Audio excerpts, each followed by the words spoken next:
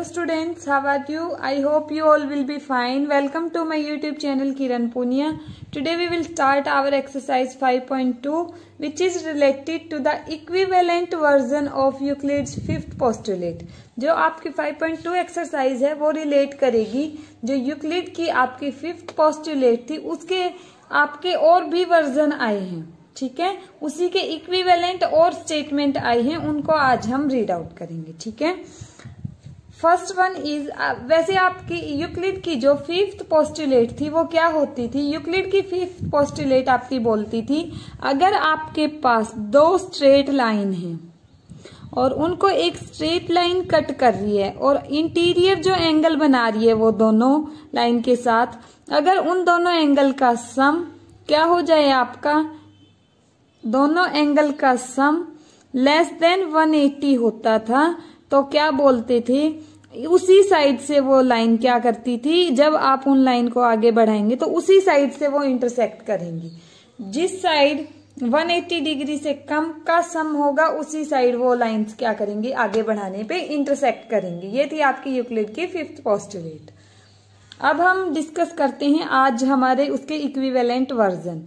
No intersection of line will take place when the sum of the measures of the interior angles on the same side of the following line is exactly 180।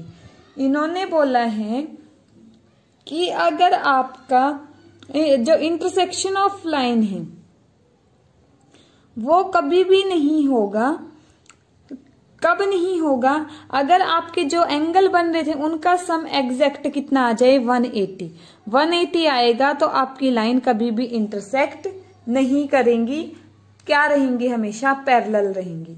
अब ये तो आ गया आपका क्या 90 और 90, अब 120 60 भी आ सकता था आपका, तब भी क्या होता, तब भी वो क्या नहीं करती, आपकी सम कितना होना चाहिए इन एंगल का। अगर स्ट्रेट लाइन दो स्ट्रेट लाइन को एक स्ट्रेट लाइन इंटरसेक्ट करे और सम आ जाए 180 डिग्री, एग्जैक्ट 180 डिग्री, तो आपका क्या हो जाएगा, ये लाइन कभी भी इंटरसेक्ट नहीं करेंगी। और अगर सम आ जाए 180 से कम तो वो लाइन इंटरसेक्ट जरूर करेंगी, लेकिन उसी साइड करेंगी जिस साइड सम 180 से कम आएगा, और 180 आएगा तो आपका इंटरसेक्ट नहीं करेंगी। Second one is, for every line L and for every point P not lying on L, there exists a unique line M passing through P and parallel to line M। ये बोल रहे हैं हर line L के लिए, और एक तो line ले ली आपने L, एक पॉइंट P ले लिया जो उस लाइन पे नहीं है, ठीक है। तो ये बोल रहे हैं वहां पे एक यूनिक लाइन एग्जिस्ट करेगी M, जिससे वो पॉइंट P पॉइंट को पास करती हुई, और वो पैरेलल किसके होगी, लाइन L के। अब इन्होंने क्या बोला है, आपको L कोई भी लाइन दे दी, M एक ऐसा पॉइंट, P एक ऐसा पॉइंट है जो L लाइन पे नहीं है।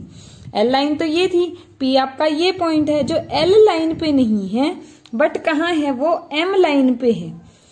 तो आपका ये M पॉइंट, ये P पॉइंट जिस लाइन पे होगा वो पैरेलल होगी इस L की। क्या बोला, अगर एक लाइन दे दी, ठीक है, पॉइंट दूसरी लाइन पे दे दिया तो वो दोनों लाइन क्या होंगी, आपकी पैरेलल होंगी, ठीक है। This axiom is known as Playfair's axiom. इस एक्सियम को आप बोलते हैं प्लेफेयर एक्सियम भी बोलते हैं, ठीक है। प्लेफेयर एक्सियम भी इसका सेकंड नेम है। इसने बोला अगर एक तो आपको लाइन गिवन है कोई, ठीक है,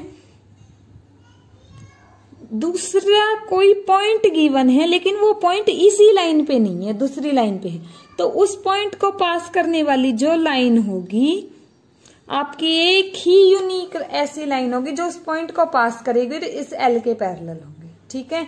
अब देखिए इस पॉइंट से पास करने वाली तो ये लाइन भी है ना, बट ये L के पैरेलल नहीं होगी। L के पैरेलल जो इस P पॉइंट से जाएगी वो ओनली एक ही लाइन होगी, एक से ज्यादा लाइन इसके पैरेलल नहीं होंगी जो इस P पॉइंट से जाए।